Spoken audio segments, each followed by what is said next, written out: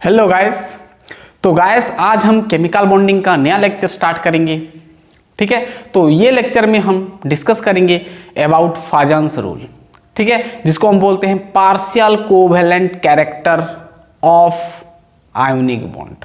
ठीक है, तो यहां पर आपको सीखने को मिलेगा कि आपका एक आयोनिक बॉन्ड आपका पार्शियल कोवेलेंट बॉन्ड जैसा बिहेव करता है, यानी आयोनिक बॉन्ड कोवेलेंट बॉन्ड जैसा बिहेव करता है, स्लाइटली लाइटली आपका बिहेव करता है। ठीक है, हल्का सा, इसीलिए उसको हम बोलते हैं पार्शियल बोलते हैं। ठीक है, तो पूरा डिटेल हम डिस्कस करेंगे। तो चलिए स्टार्ट करते हैं। मेरा नाम है शंकर गुरुम और आप देख रहे हैं ओ लर्निंग पॉइंट। देखते हैं ये लेक्चर में आपका फाजन्स रूल कवर हो जाएगा। ठीक है, इसके बाद हम लेके आएंगे हाइब्रिडाइजेशन। ठीक है, तो हेडिंग डालें partial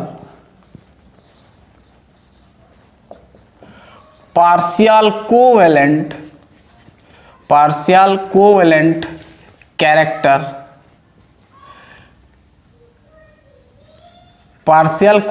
character of ionic bond. ठीक है, इसको हम फाजन्स रूल भी कहते हैं। क्या बोलते हैं? फाजन्स रूल भी बोलते हैं। Fajans rule. ठीक है, partial covalent character of Fajans rule. Clear बात? Partial covalent character of ionic bonds. ठीक है, अब ये क्या कहता है, जैसे मैं बताया कि आपका आयोनिक बॉन्ड जो होता है आपका कोवेलेंट कैरेक्टर शो करता है, यानी पार्शियल कोवेलेंट बॉन्ड शो करता है। यानी आपका आयोनिक बॉन्ड मतलब क्या होता है? आपको पता है कि आपका जो इलेक्ट्रॉन का एक एटम से दूसरा एटम पे क्या करता है? इलेक्ट्रॉन शेयर, मतलब आपका कंप्लीट ट्रांसफर होता है। इसको हम आयोनिक बॉन्ड बोलते हैं, यानी चार्ज सेपरेशन हो जाता है ना, तो बॉन्ड बन जाता है। तो आयोनिक बॉन्ड आपको पता होगा, जैसे NaCl, Na और Cl के बीच में आयोनिक बॉन्ड होता है, Na प्लस होता है, Cl माइनस होता है। तो इसको हम क्या बोलते हैं? कैटायन बोलते हैं, और इसको हम क्या बोलते हैं? एनायन बोलते हैं। ठीक है, पता है सब। अब देखो ये क्या होता है फाजन्स रूल, कि आपका जो एनायन है, एनायन मतलब ये एनायन मतलब इसके चारों तरफ इलेक्ट्रॉन क्लाउड है, नेगेटिव लगाए ना, तो इलेक्ट्रॉन रिच स्पेसी आप कह सकते हैं इसको, यानी इसके पास इलेक्ट्रॉन ज़्यादा है, इसके पास कम है, ये इलेक्ट्रॉन डेफिशिएंसी है। तो ये प्लस ये माइनस, यानी इसका थोड़ा देखोगे तो यहाँ पर चारों तरफ इलेक्ट्रॉन क्लाउड होगा। माइनस लगाए ना, मतलब पूरा इलेक्ट्रॉन क्लाउड भरा हुआ है। ठीक है, यानी साइज थोड़ा बड़ा है। ठीक है, और ये हल्का, ये छोटा है, प्लस है ना, इसके पास इलेक्ट्रॉन नहीं है। ठीक है, तो यहां पर क्या होता है, जो आपका कैटायन होता है, ये जो एनायन का जो इलेक्ट्रॉन क्लाउड को अपने तरफ खींच लेता है, यानी ये जो इलेक्ट्रॉन को हल्का सा अपने तरफ खींच लेता है, क्योंकि ये पॉजिटिव है, ये नेगेटिव है, तो हल्का से ये अपने तरफ खींच लेता है। तो ये जो है, ये जो शेप थोड़ा चेंज हो जाता है, यानी आपका जो ये Na प्लस है, आपका जो ये आपका Na है, ये क्लोरीन का जो इलेक्ट्रॉन क्लाउड को हल्का सा खींच लेता है, तो ये थोड़ा ऐसे फूल जाता है, क्योंकि इसके पास अब इलेक्ट्रॉन ज़्यादा आ गया, सोडियम के पास इलेक्ट्रॉन ज़्यादा हो गया ना। तो ये समझ में है ना, मतलब इसके पास इलेक्ट्रॉन क्लाउड बहुत बड़ा था, तो सोडियम क्या क्या खींच लिया, यानी कैटायन खींच लिया, तो थोड़ा सा इधर फूल गया, इसके पास अब इलेक्ट्रॉन चारों तरफ आ गया। ठीक है, मतलब ये हल्का सा यहाँ पर क्या हो रहा है ना, इलेक्ट्रॉन का शेयरिंग हो रहा है, हल्का सा ये ले गया, पूरा नहीं लेता है, हल्का सा इलेक्ट्रॉन क्लाउड को अपनी तरफ खींच लेता है। ठीक है, तो सिंपल इसको हम इसलिए बोलते हैं partial covalent character of ionic bond. इसलिए ये जो पूरा आयोनिक बॉन्ड यानी NaCl हल्का सा क्या करता है, पार्शियल आपका कोवेलेंट बॉन्ड शो करता है, हल्का सा कोवेलेंट कैरेक्टर शो करता है। ठीक है, समझ में आ गया? बहुत इजी है। ठीक है, पूरा क्लियर। तो यहाँ पर जो कैटायन है, एनायन का जो इलेक्ट्रॉन को क्या कर रहा है? खींच रहा है। कैटायन जो है एनायन का इलेक्ट्रॉन क्लाउड को खींच रहा है, तो इसको हम क्या बोलते हैं ना, पोलराइजेशन बोलते हैं। ये प्रोसेस को हम क्या बोलते हैं? पोलराइजेशन। क्या समझ में आया? पोलराइजेशन मतलब ना, एनायन का जो इलेक्ट्रॉन क्लाउड को जो कैटायन खींच रहा है और जो अलग एक डिफरेंट शेप बन जा रहा है, है ना, इसको हम बोलते हैं डिस्टर्शन इफेक्ट भी बोलते हैं। डिस्टर्शन हो गया यानी चेंज हो गया उसका शेप, तो उसको हम क्या बोलते हैं, पोलराइजेशन। ठीक है, तो आप यहाँ पर ये लिख सकते हो कि जो आप पोलराइजेशन मतलब लिख सकते हो कि electron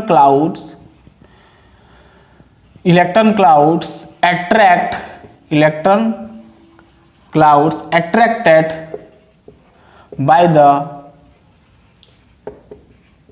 cations, electron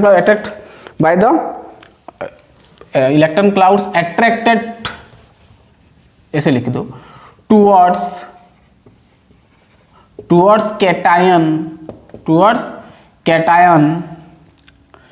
electron cloud क्या हो रहा है, अट्रैक्ट हो रहा है कहाँ, किस तरफ ना, towards cation and the distorted effect is called polarization।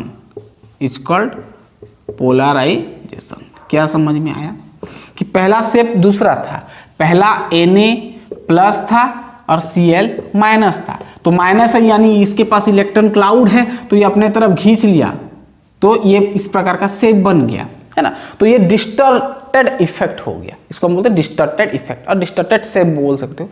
Electron clouds attracted towards cation and the distorted effect is called polarisation. तो इसको हम क्या बोलते हैं, प्रोसेस को हम क्या बोलते हैं, पोलराइजेशन। अब ध्यान से सुनना, जो आपका जो सोडियम है यानी जो आपका कैटायन है, जो इलेक्ट्रॉन क्लाउड ऑफ एनायन को जो खींच रहा है, तो ये सोडियम को हम क्या बोलते हैं, इसका पोलराइजेशन पावर और पोलराइजिंग पावर बोलते हैं। यानी जिस टेंडेंसी से सोडियम क्लोरीन का एनायन को अपने तरफ खींच रहा है, इलेक्ट्रॉन क्लाउड को, तो इसका जिस टेंडेंसी में खींच रहा है उसको हम क्या बोलते हैं, polarising power.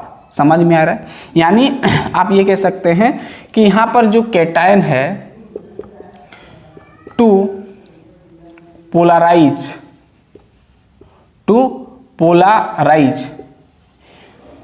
Cation to polarise the anion, किसको पोलराइज कर रहा है, एनायन, इसको हम क्या बोलते हैं, कॉल्ड पोलराइजिंग पावर, इसको हम क्या बोलते हैं, पोलराइजिंग पावर। किसका पोलराइजिंग पावर ना, कैटायन का। समझ में आ रहा है। यानी कैटायन जो एनायन का इलेक्ट्रॉन क्लाउड को खींच रहा है, पोलराइज कर रहा है, तो उसको हम क्या बोलते हैं, पोलराइजिंग पावर। यानी पोलराइजिंग पावर किसका होता है बोलने से, सोडियम का बोलना। और जो पोलराइज हो रहा है और ये कितना टेंडेंसी में ये आपका एनायन पोलराइज हो रहा है, कौन कर रहा है, नहीं, एनायन पोलराइज खुद हो रहा है, उसको हम क्या बोलते हैं, पोलरिजिबिलिटी। क्या बोलते हैं, पोलरिजिबिलिटी। यानी टेंडेंसी, ध्यान सुनना, tendency to gate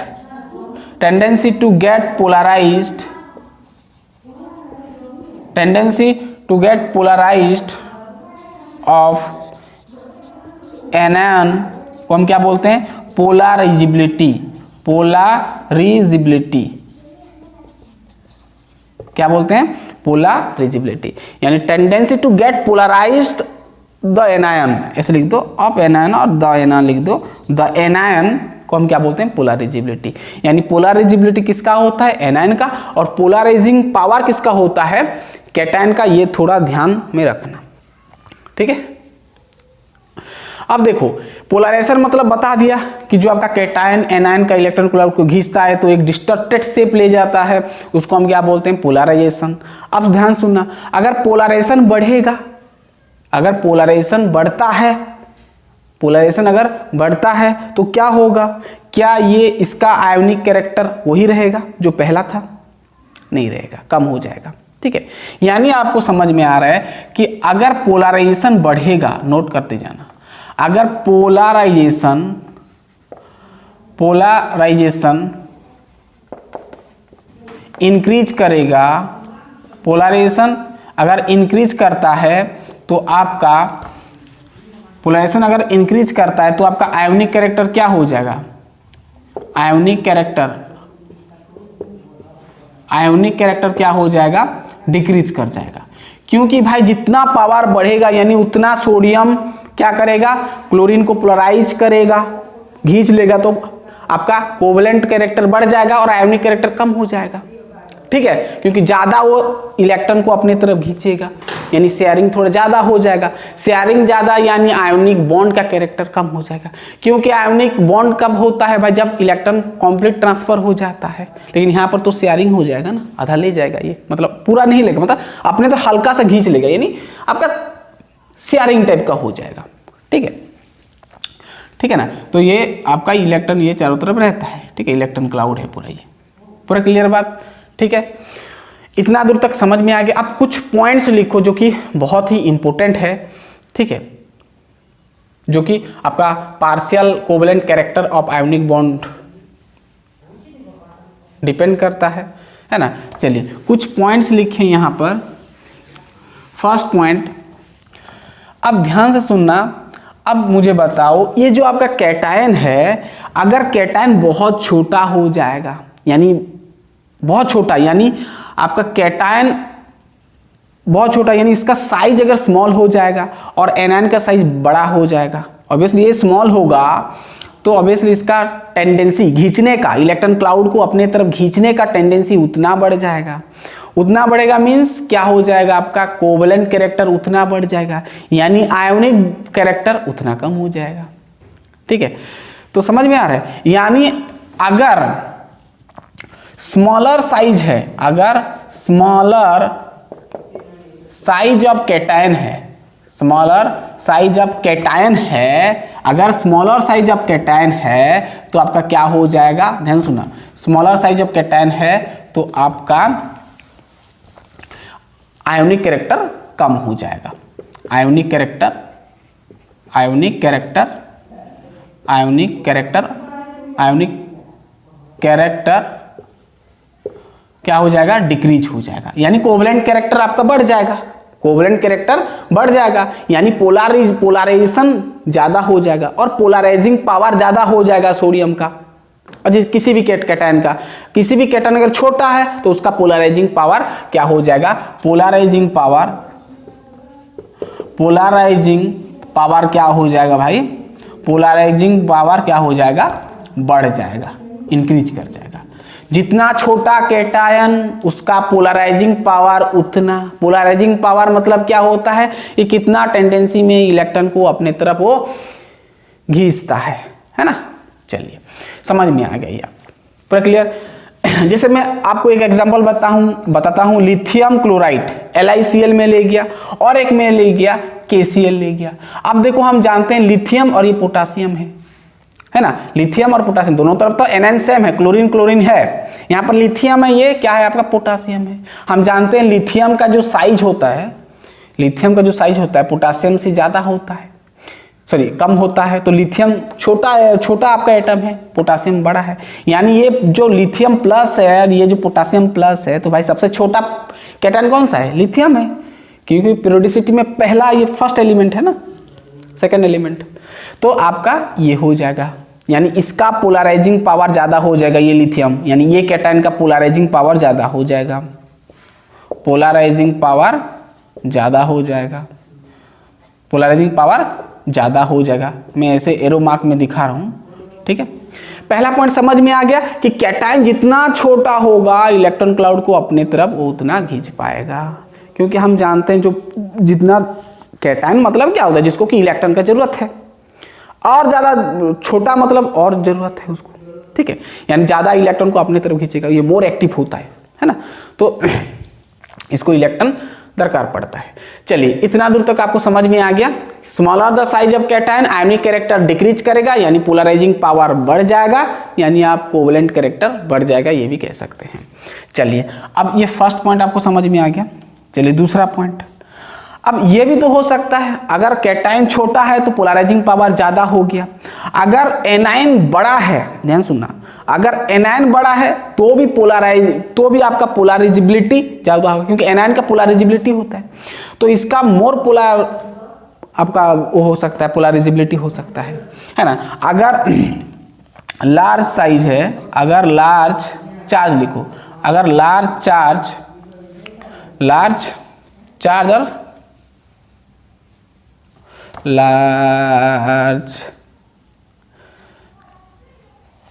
large anion, अगर लार्ज एनायन है, अगर एनायन बड़ा है, अगर anion large size of the anion कहो और लार्ज साइज ऑफ एनायन लिख दो, लार्ज साइज ऑफ अगर एनायन है तो क्या होगा भाई, लार्ज साइज ऑफ अगर एनायन है यानी उसका पोलराइजेबिलिटी भी बढ़ेगा, पोलराइजेबिलिटी क्या होगा भाई, पोलराइजेबिलिटी किसका, एनायन का बढ़ जाएगा, क्योंकि बड़ा है मतलब इलेक्ट्रॉन चारों तरफ बिखरा हुआ है तो आराम से ये ले जाएगा इलेक्ट्रॉन को, ठीक है, मतलब खींच लेगा अपने तरफ, यानी पोलराइजेबिलिटी बढ़ जाएगा। किसका पोलराइजेबिलिटी होता है भाई, एनायन का पोलराइजेबिलिटी बढ़ गया, यानी आपका ओवरऑल आपका जो पोलराइजेशन ये पूरा प्रोसेस आपका बढ़ जाएगा, यानी कोवेलेंट कैरेक्टर इंक्रीज करेगा। कोवेलेंट कैरेक्टर क्या हो जाएगा, इंक्रीज करेगा। कोवेलेंट कैरेक्टर इंक्रीज कर रहा है मतलब आपका आयोनिक कैरेक्टर डिक्रीज करेगा, आयोनिक कैरेक्टर डिक्रीज करेगा, ठीक है। तो ये सब डिपेंड करता है, ध्यान सुनना। जैसे मैं ले गया आप एक एग्जांपल ले गया,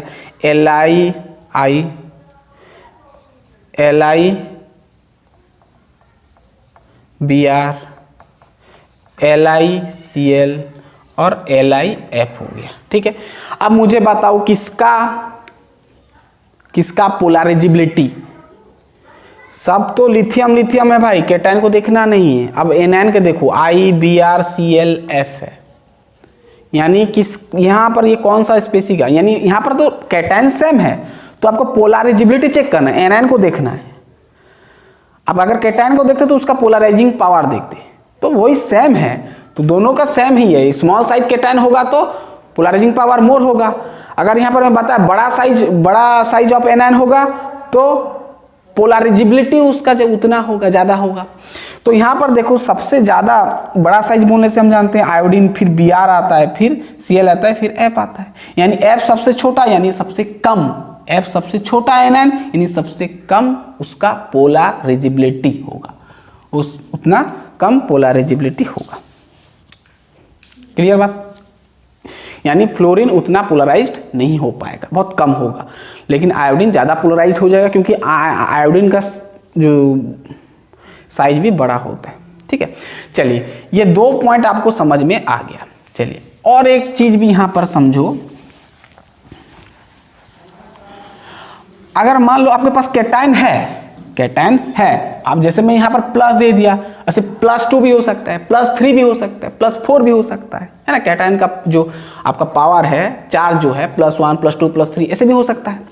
तो वो केसेस में क्या होगा, वही होगा। हम जानते हैं अगर चार्ज जितना बढ़ता है, कैटायन का चार्ज जितना बढ़ता है यानी वो उतना छोटा होता है, और उतना छोटा होने से उसका उतना पोलराइजिंग पावर बढ़ जाएगा।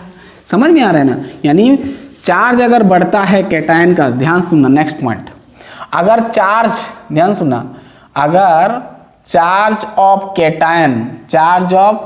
कैटायन अगर इंक्रीज कर रहा है यानी बढ़ रहा है, इसका मतलब पोलराइजिंग पावर यानी PP भी क्या हो जाएगा भाई, बढ़ जाएगा।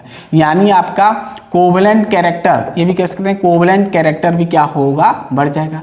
तो ओवरऑल आपका आयोनिक कैरेक्टर क्या हो जाएगा, डिक्रीज हो जाएगा। समझ में, पूरा शॉर्टकट ही आपको बताने का, समझाने के लिए मैं कर रहा हूँ। क्लियर बात। चलो जैसे मैं एग्जांपल लेता हूँ एक, NaCl K और Mg लिख दे रहा हूँ, MgCl2 और AlCl3 लिख दिया, ठीक है। अब देखो अगर यहाँ पर गौर से देखोगे तो यहाँ पर इसका चार्ज प्लस है, यहाँ पर Cl Cl2 और Cl3, इसको मत देखो, चार्ज को देखो कैटायन को, यहाँ पर प्लस है, Mg का यहाँ पर +2 है और इसका +3 है। अब देखो सोडियम, मैग्नीशियम, एल्यूमिनियम, तो किसका चार्ज ज़्यादा है, एल्यूमिनियम का चार्ज ज़्यादा है, Al3+ है, यानी इसका चार्ज, ये कैटायन का चार्ज ज़्यादा है, तो ओवरऑल इसका पोलराइजिंग पावर ज़्यादा होगा, क्योंकि ज़्यादा वो पोलराइज कर पाएगा, ठीक है। चलिए नेक्स्ट पॉइंट, अब ये भी तो आपका कंडीशन हो सकता है, ये केस भी हो सकता है कि अगर दो केटाइंस अगर सेम साइज हो, तो साइज भी सेम हो और आपका चार्ज भी सेम हो। ध्यान सुनना, दो केटाइन है और दो केटाइन का साइज भी सेम हो और चार्ज भी सेम हो, तो किसका पोलराइजिंग पावर ज्यादा होगा? ठीक है, अब देखते हैं। अगर आपके पास टू कैटाइंस है, अगर आपके पास दो कैटाइंस है और दो कैटाइंस का, ध्यान सुनो, अगर आपके पास दो कैटाइंस है और दो कैटाइंस का चार्ज और आपका साइज, ये दोनों क्या है? सेम है, तो क्या करना है आपको? जैसे मैं एक एग्जांपल देता हूं, CuCl और NaCl। वैसे यहां पर देखेंगे तो इसका भी प्लस है, इसका भी प्लस है, इसका भी माइनस है, इसका भी माइनस है। कॉपर और सोडियम का लगभग सेम साइज होता है, तो क्लोरीन को देखो मत, क्योंकि ये दोनों सेम ही है, तो आपको कैटायन को ही देखना है। यहाँ पर कैटायन Cu+ है, यहाँ पर Na+ है। अगर आप गौर से देखेंगे तो कॉपर का मुझे बताओ एटॉमिक नंबर 29 होता है। 29 होता है तो प्लस है, मतलब एक इलेक्ट्रॉन लॉस कर दिया, तो ओवरऑल आपको 28 हो गया।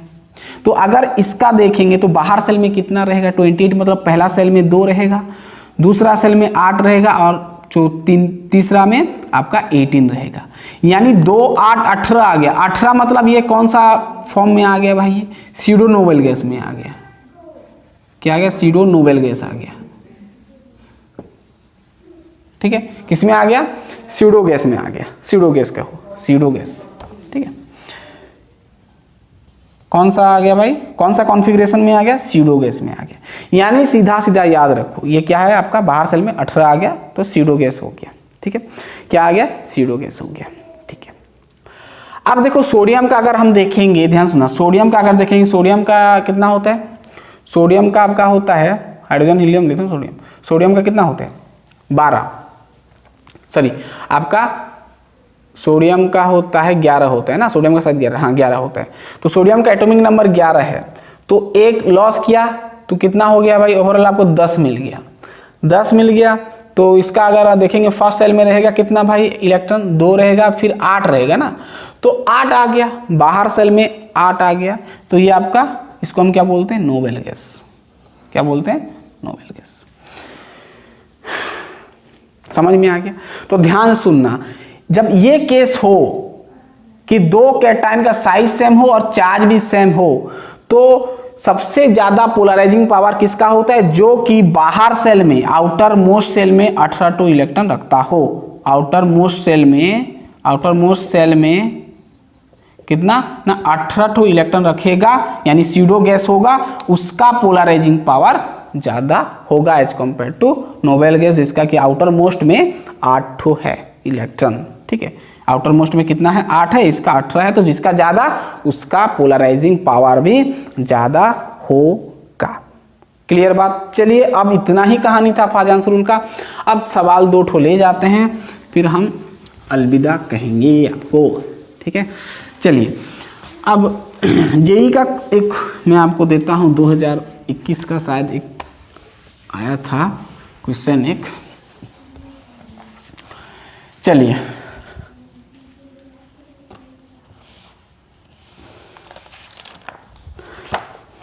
ठीक है, मैं पूरा सेंटेंस नहीं लिख रहा हूं। पहला देखो, आपको बताना है, आपको बहुत सारा ऑप्शन दिया था। ठीक है, आपको पहला ऑप्शन दिया था, देखो AL, चलो मैं पूरा लिख देता हूं। आपको पूछा था द करेक्ट ऑर्डर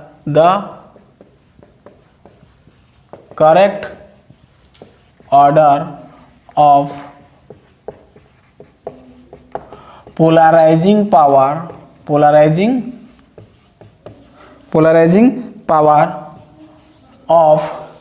पावर मतलब समझ जाना, कैटायन का बात हो रहा है। Polarising power of cation in ठीक है, फर्स्ट ऑप्शन दिया है NaCl, less than AlCl3 less than MgCl2, ठीक है। दूसरा AlCl3, ठीक है। दूसरा दिया है NaCl greater than MgCl2 greater than AlCl3। C option दिया है MgCl2 NaCl और MgCl2 NaCl और NaCl3 दिया है, ठीक है। इस प्रकार दिया है, ठीक है। अब मुझे बताओ, तीन ऑप्शन दिया है। जेई में पूछा था 2015 को शायद पूछा था, है ना। जेई में पूछा था 2015 को, जेईई में 2015 को पूछा था, ठीक है। अब देखो ये केस में बताया था correct order of polarising power of cation. Cation का पोलराइजिंग पावर करेक्ट ऑर्डर आपको बताना है। पहला ऑप्शन ये, दूसरा ऑप्शन ये, तीसरा ऑप्शन ये। अब देखते हैं, आपको कैटायन का बोला तो कैटायन को ही देखना, यानी फर्स्ट वाला इसको ही देखना, ठीक है। ये क्लोरीन को एनायन को देखना नहीं है। तो यहाँ पर सोडियम देखेंगे तो प्लस है, इसका माइनस है, इसका +3 है, इसका +2 है। इसका देखेंगे तो +1, इसका +2, इसका +3। ऑर्डर देखेंगे तो इसका आपका Mg +2 प्लस और ये आपका +3। चलो ठीक है। अब मैं तो बता दिया था कि कैटायन का जितना ज़्यादा चार्ज होता है उसका पोलराइजिंग पावर उतना होता है। तो भाई देखो +3 है, +2 है, +1, ठीक है। इसका ज़्यादा होगा, फिर इससे कम ये होगा, फिर इससे कम, सबसे कम ये होगा, क्योंकि सबसे छोटा चार्ज लगा है कैटायन के ऊपर, प्लस है, +2 है, +3, तो इसका ज़्यादा पोलराइजिंग पावर होगा। तो ये ऑप्शन करेक्ट होगा, मैं बता भी दिया था ये आगे से। चलो दूसरा ऑप्शन देखो, 2015 में ये पूछा था। हाँ अब देखो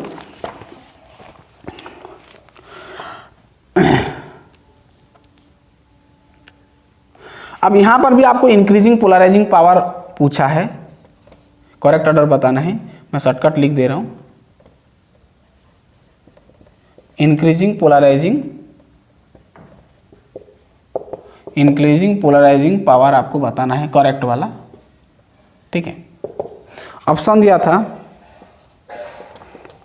Ca2+, Mg2+, Be2+ और पोटासियम प्लस। फिर दिया था potassium plus, Ca+2+, Mg2+, B2+, और सी ऑप्शन दिया था